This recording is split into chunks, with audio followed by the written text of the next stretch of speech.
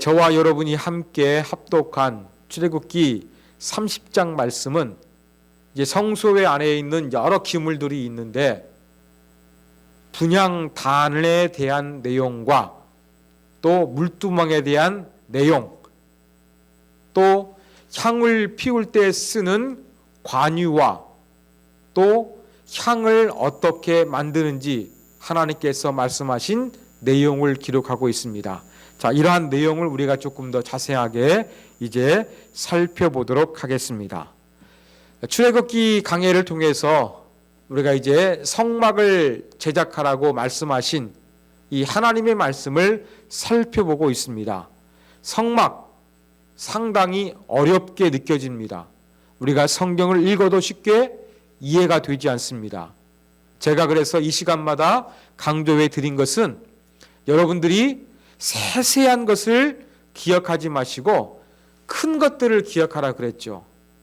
자, 먼저 우리는 이 성막에 대한 그 그림을 다시 한번 오늘 이 머릿속에 정리해 보기를 원합니다. 이제 성막에 대한 내용도 많이 끝나가는데, 자, 이러한 내용 한번 정리해 보도록 하겠습니다. 자, 먼저 성막을 만들기 위해서 그 테두리를 치죠. 펜스 같은 걸 칩니다. 그래서 입구 앞에 딱 들어가게 되면 가장 먼저 보이는 게 무엇이라고요? 번제단이 보였습니다. 하나님 앞에 동물이나 곡식을 태워드리는 번제단이 가장 먼저 보였습니다. 번제단 뒤쪽에 오늘 살펴보게 될 물두멍이 있었습니다. 그리고 그 물두멍 뒤쪽에 드디어 회막이 있습니다. 회막은 성막이라고 하는데 공간이 두 공간이 있습니다. 성소와 지성소로 되어 있습니다. 자, 들어가자마자 성소에는 세 가지의 물건이 있습니다. 무엇이 있느냐? 들어가면 오른쪽에는, 왼쪽에는 진서와 금촛대가 있습니다. 금촛대가 있고, 그 다음에 오른쪽에는 이스라엘을 상징하는 12빵을 올려놓은 진설병 상이 있습니다. 그리고 커튼이 하나 쳐졌는데 이게 휘장이죠. 휘장 앞에 오늘 살펴보게 될 분향단이 있습니다. 그리고 커튼 뒤쪽이 하나님이 거하시는 지성소라고 그랬습니다. 지성소에는 한 가지 기물이 있다고 그랬죠. 그게 무엇입니까? 법궤, 언약궤, 증거궤라는 것이었습니다. 자, 이 법궤, 증거궤, 언약궤라는 것은 뚜껑 비슷한 것이 있다고 말씀을 드렸죠. 그곳이 바로 하나님께서 여기에서 만날 것이라고 말씀하신 시은좌, 시은소라고 합니다. 천사가 이렇게 날개 모양을 갖다가 이렇게 하고 있는 그러한 모양으로 되어 있습니다. 그리고 이 언약궤 안에는 세 가지, 아론의 쌍난 지팡이, 만나, 십계명 두 돌판이 있다는 것을 우리가 살펴봤습니다. 자, 이제 제가 나누어 드린 그 그림 보십시오. 문이 있습니다. 10m예요. 번제단이 있고 물두멍이 있는 거예요. 그리고 이 성소 들어가게 되면 성소 안에 진설병상, 금촛대, 금향단이라고 되어 있는데 분향단이라고 합니다. 그리고 그 안에 지성소 안에 언약궤가 있었습니다. 오늘은 뭘 살펴보느냐? 번제단과 우리 성소 사이에 있는 물두멍, 그리고 성소 안에 있었던 금향단, 이것에 대해서 우리가 살펴보도록 하겠습니다. 자, 분향단은 향을 태우는 곳입니다. 그리고 고대의 종교들은 그 나름대로 자기들의 종교 예식을 행할 때에 향을 태우는 것이 거의 일반화되어 있었습니다. 하나님께서도 이스라엘 백성들에게 이 성소를 만들고 이 성소 안에서 제사장들이 향을 피워 하나님께 드리라고 명령하셨습니다. 그 향을 피워 드리는 이 기구를 무엇이라고 하느냐? 분향단이라고 합니다. 그런데 제가 나눠드린 이 그 성소 그 모형도에 보면 금향단이라고 되어 있죠. 기구가 무엇이었냐면 씨띠나무로 만들었습니다. 아카시아 계열입니다. 그렇지만 이 그대로 사용한 것이 아니라 금으로 전부 다 감쌌습니다. 그래서 감쌌기 때문에 이것을 금향단이라고 하기도 합니다. 자, 성소 안에 들어가자마자 보이는 것은 번제단이라고 그랬죠. 번제단은 무엇으로 만들었느냐? 동물을 태워 드리는데 금으로 만들면 어떻게 되겠습니까? 녹아버려요. 그러니까 여기에서는 이 번제단은 노수로만 만들었습니다. 또 이 성소나 지성소 안에 있는 물건들은 거의 금이었는데 이 번제단에서는 노수로 만들었어요. 그래서 이 번제단을 놋제단 이렇게 부르기도 하고, 성소 안에는 금으로 만들어졌으니까 이제 금제단, 금향단 이렇게 부르기도 합니다. 또 이스라엘의 랍비들은 이 제단이 두 개가 있으니까 어떻게 불렀냐면 안제단, 바깥제단 이렇게 불렀다고도 하고 있습니다. 자, 그런데 하나님 앞에 제단이 두 개가 있어요. 두 개가 있는데 여러분, 재료도 틀리고 크기도 틀리고 용도도 완전히 달랐습니다. 하나님 앞에 곡식이나 짐승을 잡아서 태워 드릴 때에는 어디에 생각했습니까? 번제단에서 했어요. 그리고 오직 향을 피워 하나님께 드리는 것은 성소 안에서 있는 분향단에서 했습니다. 완전히 하나님께서 용도를 그렇게 구분하여 정확하게 말씀하셨다는 것을 기억하시면 되겠습니다.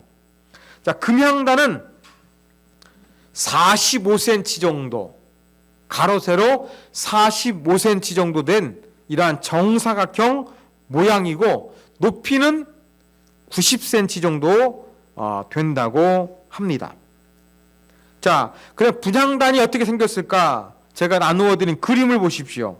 제가 이렇게 출애굽기 성막에 대한 내용들을 강의하면서 이 각종 기구들에 대해서 그림을 두 가지씩 준비해가지고 여러분에게 보여드렸습니다. 오늘도 두 가지 그림을 준비했습니다.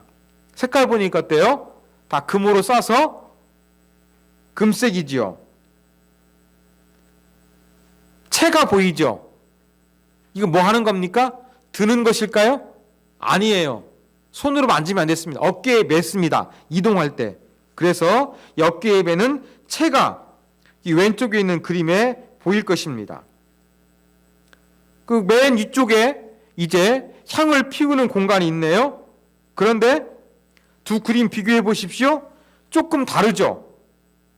왼쪽에 있는 것은 이렇게 번제단 살펴봤던 것처럼 그렇게 조금 쇠망 같은 그러한 그림도 보입니다. 이 쇠망 같은 것 위에서 향을 피워 드렸을 것이라고 생각해서 이렇게 만들었습니다. 그리고 오른쪽에 있는 그림은 쇠망 같은 것이 아니죠. 향을 녹을 수 있는 별도의 이렇게 그릇 같은 것을 만들어서 그 안에 향을 피웠을 것이다. 이렇게 추측을 해가지고 이러한 모형을 제작을 했습니다. 그리고 이 번제단에도 뿔이 있었죠. 뿔이 있었는데 분향단에도 뿔이 있습니다. 근데 뿔 모양이 조금은 틀리죠. 어떤 게 맞은지는 몰라요. 그냥 약간 삐죽한 거. 오른쪽에 있는 뿔은 상당히 조금 이렇게 굽혀져 있는 그러한 모양의 분향단을 여러분들이 볼 수가 있습니다. 자, 이러기에 이게 바로 분향단이에요. 그런데 여러분, 이 분향단에서 향을 피워드리는 것은 언제 했을까요? 아침과 저녁에 두 번씩 행했습니다. 그런데 무엇을 하면서 했느냐? 여러분 성소 안에 보면은 세 가지 물건이 있다고 그랬죠. 예, 세 가지 물건이 있는데, 자, 금 촛대가 있습니다. 아침에는 어떻겠습니까? 이 불을 꺼지지 말라고 했으면 불을 끄지 말라고 했거든요. 24시간이 아닙니다. 저녁입니다. 그래서 밤새도록 켜두었던 이 등잔대의 불을 끕니다. 또 이 촛불 같은 거겠죠. 심지가 있었겠죠. 그러면은 뭐 심지도 갈아 끼우고 기름도 보충하고 이러한 작업들을 했을 것입니다. 이것을 하면서 이 분향단에 향을 피워 하나님께 드렸습니다. 저녁에는 어떻겠습니까? 저녁에는 아침에도 정리했으니까 깜깜해지니까 이제 등불을 켜러 들어갑니다. 제사장이. 그러면 이 금촛대에 등불을 킨 다음에 향단에 향을 피워 하나님께 드렸습니다. 이렇게 분향단에서 향을 피우는 것은 아침과 저녁으로 이 촛대를 정리하고 끌 때에 또 촛불을 킬 때에 같이 이루어졌다는 거 여러분들이 기억을 하시면 되겠습니다. 자, 그리고 이 분향단 주로 이렇게 향은 뭘 의미하냐면 상징적으로 기도를 상징하는 의미가 많이 있습니다. 근데 제가 좀 성막의 의미에 대해 설명을 잘 하지 않았습니다. 그 이유는 너무 많은 것들을 말씀드리면 여러분들이 성막에 대한 가장 기본적인 것들이 남지 않아요. 너무나 많은 것을 들어서. 제가 그런 것들은 간단하게 이렇게 설명드리고 이번 강해의 목적은 여러분들이 성막에 대한 그림을 어떠한 기구도 있었는가 머릿속에 각인시키는 것이 목적이니까 이 정도로 정리하도록 하겠습니다.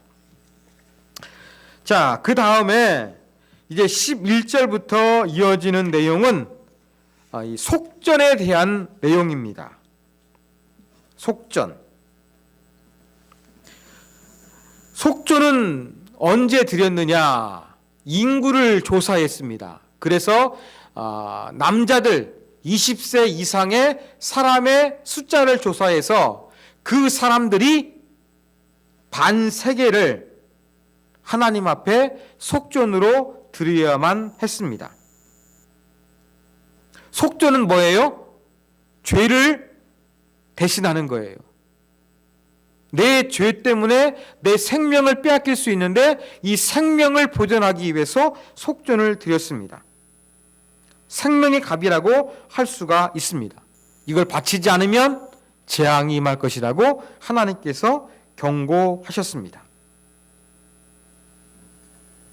근데 인구 조사는 고대 사회에 상당히 중요했습니다. 현대 사회도 마찬가지입니다만 고대 사회에는 훨씬 중요했어요. 왜냐하면 고대 사회에서 지금보다 전쟁이 빈번했어요. 그러면 이 전쟁을 수행하기 위해서 이 군사를 모으기 위해서 우리 군사력이 얼마나 되느냐 이걸 파악하기 위해서 인구 조사를 했습니다. 또 한 가지 인구 조사의 중요한 목적은 식량을 조달하는 것과 연관이 있습니다. 우리 사람이 얼마나 되니까 이 정도의 식량이 있어야 되겠다. 국가 경제를 위해서는 준비해야 되지 않겠습니까? 그런 면에서 고대 사회에서는 이 인구 조사가 상당히 중요했어요. 그런데 인구 조사는 자칫 잘못하면 교만하게 만들고 하나님을 의존하지 않게 합니다. 그 예가 바로 다윗 왕 때예요. 다윗이 인구 조사를 했어요. 인구가 많아요. 그러니까 뭘 느낀 겁니까? 이스라엘 백성 가운데 군사들이 많네? 우리가 싸워서 다른 나라 얼마든지 무찌를 수 있겠구나. 이러한 교만한 마음이 드는 거예요. 그러면서 하나님을 의지하지 않아요. 그때 하나님의 진노가 임했습니다. 이러한 이 인구 조사를 하면서 하나님의 진노가 임하지 않도록 교만한 마음을 갖지 않도록 생명을 보존하기 위해서 속전을 드려야만 했던 것입니다. 그런데 그 속전은 얼마입니까? 은 반세겔이라고 합니다. 6g이에요. 학자들은 이것이 별로 너무 부담스러운 금액은 아닐 것이다, 그렇게 추측을 합니다. 왜냐하면 가난한 사람도 있고 부자도 있어야 되는데 모든 사람이 다 이 하나님 앞에 생명을 위한 속전을 드려야 돼요. 너무 엄청난 것을 요구하면 가난한 사람들은 부담스럽습니다. 그래서 이것은 그다지 부담스러운 금액은 아닐 것이다, 이렇게 해석하는 학자가 있습니다. 그런데 중요한 것은 속전을 드리되 내가 돈이 많다고 해서 나는 은 반세겔이 아니라 나는 넉넉하게 좀 많이 내겠습니다, 이렇게 할 수가 없었습니다. 가난한 사람이나 부자나 하나님 앞에서는 동일한 존재예요. 평등한 거예요. 그러한 차원의 의미에서 이 생명을 위한 속전은 이 경제력, 나이, 지식 이런 것과 관련이 없이 모두 동일한 것을 하나님 앞에 바쳐야 했다는 거, 여러분들이 기억하시면 되겠습니다. 자, 그러면 이 생명을 위한 속전으로 드려진 이 은 반세겔, 무엇에 사용을 했겠습니까? 자, 우리가 성막 배웠는데 오래되면 어떻게 될까요? 성막도 낡겠죠. 그리고 이제 그 성막에서 여러 기구들 망가질 수도 있겠죠. 새로 만들어야 되겠죠. 살펴본 대로 항상 금잔대에 등불을 켜놔야 됐고 향을 피워야 됩니다. 또 때로는 재물을 잡아야 됩니다. 이런 여러 가지 이 회막에 대한 유지하고 관리하고 보수하는 그러한 비용이 필요한데, 이러한 부분에 사용될 수 있도록 하나님께서 이 속전을 그렇게 사용하라 말씀을 하셨다는 거 여러분들이 기억하시면 되겠습니다. 자, 또 한 가지, 이제 우리가 성막에 있는 여러 기구들 중에서 설명하지 않은 단 한 가지가 남았습니다. 바로 그게 무엇이냐면 물두멍이에요. 물두멍. 자, 물두멍의 위치, 번제단과 이 성소 앞 사이에 있다고 제가 말씀을 드렸죠. 이 사이에 있습니다. 자, 여러분 제가 준비한 그림 보십시오. 자, 모형들을 만들어 놓은 것인데 사진을 찍었습니다. 바로 뒤에 보이는 게 무엇입니까? 성소예요. 예, 이 바로 성소 앞에 물두멍이 있었습니다. 근데 물두멍 제가 그림 2개를 준비했죠. 모양은 동그랗다는 것은 똑같아요. 그런데 이 물두멍을 왼쪽에 있는 그림은 돌 같은 걸로 이렇게 좀 세워 놓은 것 같고, 또 이렇게 제사장들이 씻을 수 있도록 바가지 같은 거 아래쪽에 있지요. 자, 오른쪽에 있는 그림은 분리가 되네요. 그죠? 저 동그란 것을 딱 걸쳐 놓을 수 있는 이 2개가 받침대예요. 받침대가 있는 거예요. 근데 사실적인 것은 오른쪽에 있는 게 더 가까운 것 같아요. 왜? 성경을 읽다 보면 하나님께서 이 물두멍을 만질 때 받침을 만들으라는 것도 말씀하여 주셨어요. 한 가지 재밌는 게 있습니다. 자, 우리 지금 성막의 기구 살펴봤는데 전부 다 하나님께서 그 규격, 어느 정도 사이즈로 만들어야 되는지 하나님이 말씀해 주셨어요.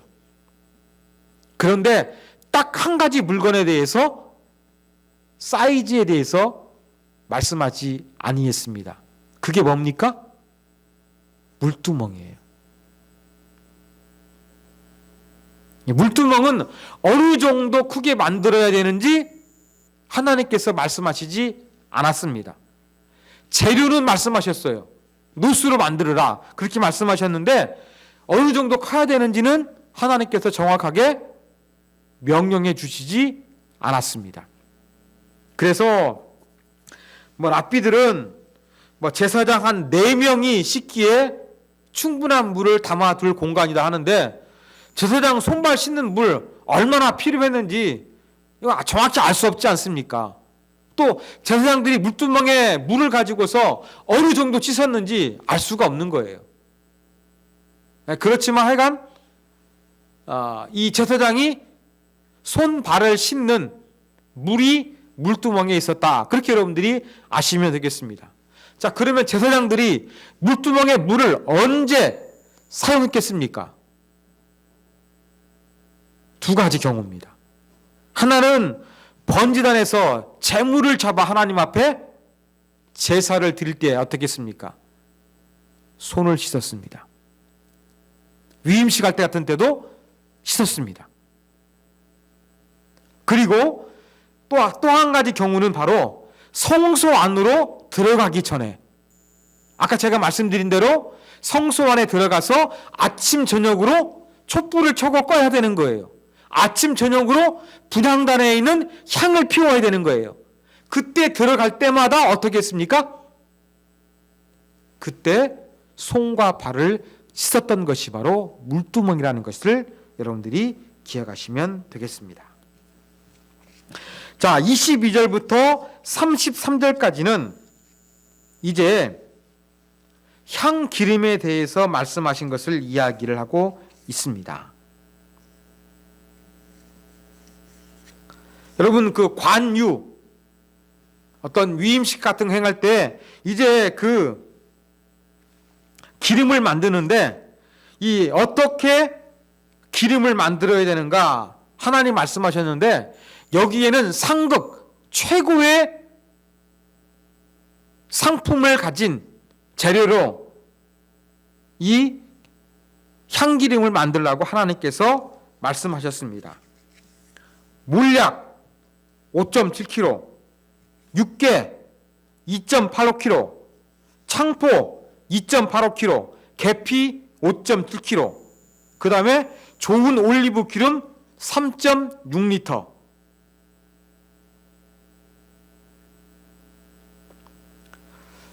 몰약은 방부제나 또 화장품, 방향제라고 할 수도 있겠죠? 이런 용으로 사용을 했대요.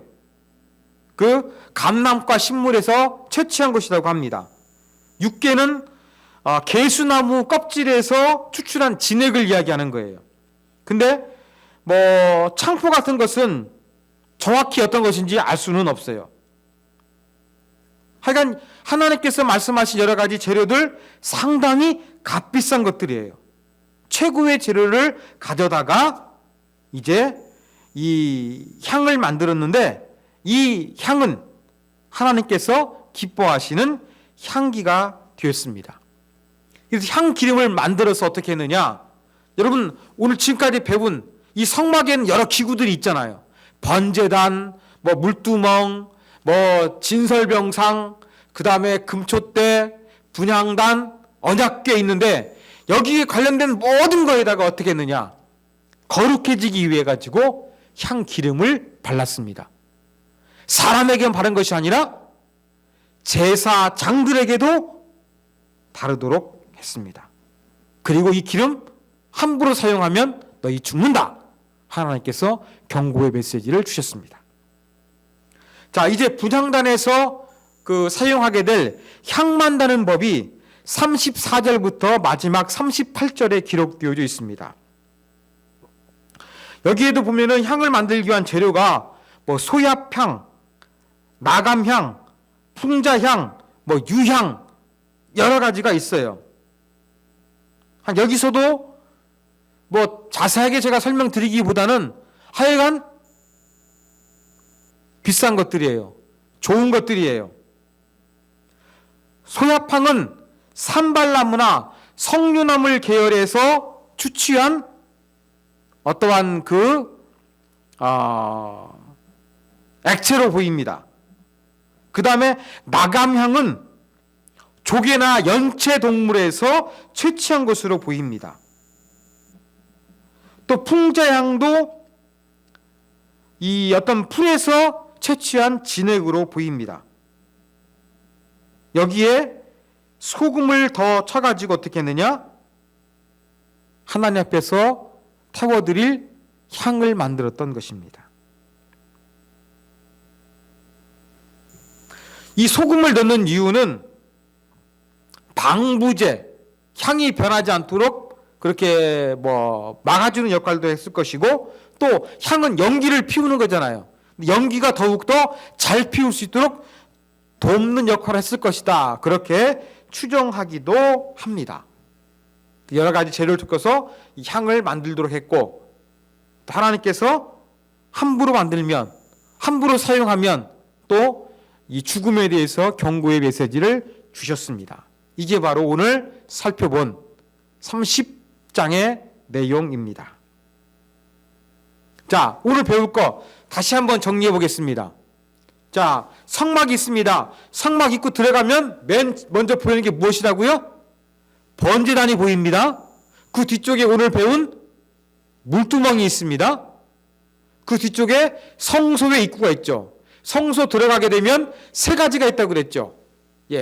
들어가자마자 눈에 보이는 왼쪽에는 금촛대가 보였고, 오른쪽에는 진설병 상이 보였고, 정중앙 휘장 앞에는 분향단이 있었고, 휘장 뒤쪽은 지성소, 하나님의 공간인데 거기에는 언약궤가 있다는 것입니다. 자, 제사장들이 물두멍을 사용해요. 언제예요? 제사 드리기 전에 손발을 씻었고, 또 하나님 앞에 이 성소 안에 들어가기 전에 손발을 씻었습니다. 그리고 이 꺼지지 않도록 등불을 유지해야 했습니다. 낮에 켜려는 건 아닙니다. 밤에 이제 불을 켜고 7개가 되어 있는 금촛대에 불을 켜고, 그때 동시에 뭐 했느냐? 향을 피웠습니다. 아침에 어떻게 했습니까? 저녁에 켜두었던 금찻대에 그 촛불, 찌꺼기나 기름이 없으면 보충해주고, 심지가 있으면 그런 부분들을 깨끗이 정갈하게 청소했을 것입니다. 그러면서 아침에 또 향을 피웠다는 거. 지성소에는 1년에 한 번 들어갔다는 거 기억하시면 되겠습니다. 그리고 제가 한 가지 이 분향단 설명하면서 빼먹었는데, 여러분, 분향단에도 이 속죄 제물의 피를 발랐어요. 그 뿔 있죠? 오늘 그림 보신 거. 대속죄일에 속죄 제물의 피를 가져다가 피를 발랐어요. 왜요? 이것도 거룩해지기 위해서. 1년에 한 번 그러한 예식을 행했다는 거 제가 깜빡 잊고 설명을 안 드렸는데 말씀을 드렸습니다. 자, 오늘 내용을 통해서 우리가 배울 수 있는 교훈점 몇 가지 살펴보도록 하겠습니다. 첫 번째 교훈입니다. 오늘 말씀을 보니까 오늘 30장을 통해서 우리는 하나님 앞에 나갈 때 우리는 반드시 우리의 모습을 돌아보는 것이 중요하다는 것을 깨달아야 됩니다. 오늘 보면은요, 생명과 관련된 언급이 상당히 많아요. 자,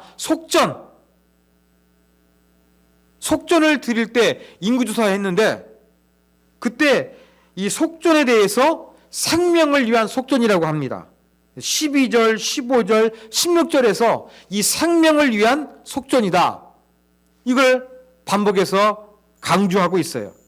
그리고 20절과 21절 어떤 내용입니까?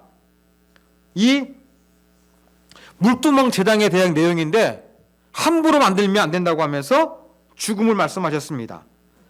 향기름 만들 때 네 마음대로 써도 안 된다고, 너 죽어, 하나님 죽음을 경고하셨습니다. 그리고 38절 향을 만들 때에도 하나님께서 이 향을 다르게 사용하면 안 된다고 죽음을 경고하셨습니다. 오늘 30장의 내용을 보면 이 죽음과 연관된 하나님께서 죽음을 언급하신 것이 제법 많이 있는 거예요. 여러분, 이렇게 하나님 앞에 나아갈 때 우리는 이 생명을 위협받을 수 있다라는 가능성, 늘 이걸 염두에 두었으면 합니다. 하나님 말씀대로 그냥 물두멍이나 향기름이나 향이나 여러 가지 대해서 만들지 아니하고 이 생명을 위한 속전 드리지 않아서 병에 걸리게 되고, 이런 부분들을 방지하기 위해서 뭐 해야 되겠습니까? 하나님 말씀을 잘 지켜야 됩니다. 살펴야 됩니다. 제사장들은 물두멍에 손과 발을 반드시 제사를 드리거나 성소 안에 들어갈 때 씻어야만 했던 것을 우리가 기억해야 되겠습니다. 이걸 통해서 하나님 앞에 나아가는 것은 그냥 가는 게 아니구나. 거룩해져야 되는구나. 자칫 잘못하면 죽을 수도 있겠구나. 지극히 거룩하신 하나님께서 우리에게도 거룩함을 요구하시는구나. 우리도 우리 자신을 돌이켜보면서 죽음에 이르지 않도록 우리가 우리 자신을 돌이켜보면서 하나님께 나아가야 한다는 것을 첫 번째 교훈점으로 배울 수 있습니다. 자, 두 번째 교훈점입니다. 자, 물두멍입니다. 자, 물두멍, 제사장이 손과 발을 씻는 그러한 대야라고 말씀을 드렸죠. 이 대야, 크기는 하나님께서 말씀하시지 아니했다는 특징이 있다고 그랬습니다. 재료는 무엇이었습니까? 놋이었습니다. 그런데 놋 재료라고 하나님께서 말씀하셨는데요, 38장 8절에 보면 어떤 놋을 사용해야 되느냐 하나님 말씀하셨어요. 회막 입구에서 봉사한 여인들이 제공한 녹 거울을 가지고 만들라고 하셨습니다. 왜 하필 이 회막 문 앞에서 수종을 들었던 여인들의 녹 거울을 가지고 만들라고 하신 것일까요? 여러분, 녹 거울은 자기의 모습을 보기 위해서 사용하지 않았습니까? 지금처럼 우리 몸이 잘 보이는 이 유리 거울이 존재하지 않았어요. 그러다 보니까 이 녹 거울을 사용했거든요. 이 자기를 돌아보는 놋 거울로 물두멍을 제작하라. 하나님께서 그렇게 말씀하셨습니다. 그러면 제사장들이 어떤 성막에서 사역을 하면서 이 손을 씻을 때에 어떤 의미가 있습니까?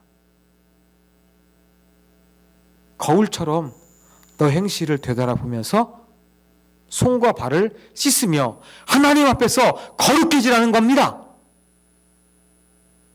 이게 바로 우리가 기억해야 될 중요한 교훈입니다. 그냥 손과 발 씻는 게 아니에요. 녹 거울 돌이켜보는 겁니다. 살펴보는 것입니다. 우리를 살펴보면서 손과 발을 씻어야 되지, 그냥 의례적으로 막 손 씻고 그냥 사역한다고 하는 게 아니었습니다. 거룩하신 하나님 앞에 우리를 되돌아보면서 자칫 잘못하면 생명을 잃을까 두려워하는 마음으로, 정결한 마음으로 나아가야 됩니다. 그러기 위해서 씻어야 되겠죠. 회개해야 되겠죠. 입에 발린 회개가 아닙니다. 거울을 가지고 우리 모습을 꼼꼼하게 살펴보는 것처럼 하나님 앞에서 우리의 과거를 되돌아보면서 정결하게 하는 과정이 필요하다는 것을 교훈해 주고 있다는 것을 기억하시기 바랍니다. 자, 마지막 세 번째 교훈입니다. 자, 물두멍을 통해 가지고 각자의 모습을 되돌아보는 거예요. 그 다음에 뭐 했습니까? 손과 발을 씻었습니다. 되돌아본 이후에 해야 될 게 바로 무엇입니까? 씻는 거예요. 여러분, 우리가 특히 코로나 바이러스 염려해가지고 요즘에 손을 자주 씻지 않습니까? 손 세정제도 사용하고요. 조금만 더 오물질이 있으면 어떻습니까? 불안하지 않습니까? 비누로 깨끗하게 여러분 씻지 않습니까? 마찬가지입니다. 우리 삶을 되돌아보면서 우리가 하나님 앞에 잘못한 것이 있으면 손과 발을 씻어야 했던 것처럼 완전히 죄를 없애는 과정이 필요하다는 겁니다. 이러한 삶을 언제까지 살아야 됐을까요? 하나님께서 물두멍에서 손을 씻는 것이 바로 영원한 규례라고 말씀해 주셨습니다. 우리가 하나님 앞에 서 있는 그날 영원토록 우리는 늘 하나님 앞에서 하나님 말씀에 우리 자신을 비추어 보고 잘못한 것이 있으면 손과 발을 씻는 것처럼 정결하게 한다는 것을 오늘 말씀을 통해서 배우게 됩니다. 자, 성막 이제 끝나가는데 오늘도 물두멍 이 분향단 통해 가지고 강조되는 게 바로 무엇입니까? 분향단을 피우면서 하나님께 기도하는 것. 또 이렇게 생명의 위협을 느끼면서 우리를 되돌아보고 또 손과 발을 씻으며 회개하는 거룩한 삶, 정결한 삶을 하나님 앞에서 살아야 한다는 것을 우리가 배웠으면 좋겠습니다. 늘 거룩하며 주님과 동행하기 위해서 여러분들이 사시겠습니다만 더욱더 오늘 말씀을 기억하면서 이 성막을 기억하면서 우리가 더욱더 하나님 앞에서 거룩해지고 정결한 삶을 살기 위해서 노력해야 되겠습니다.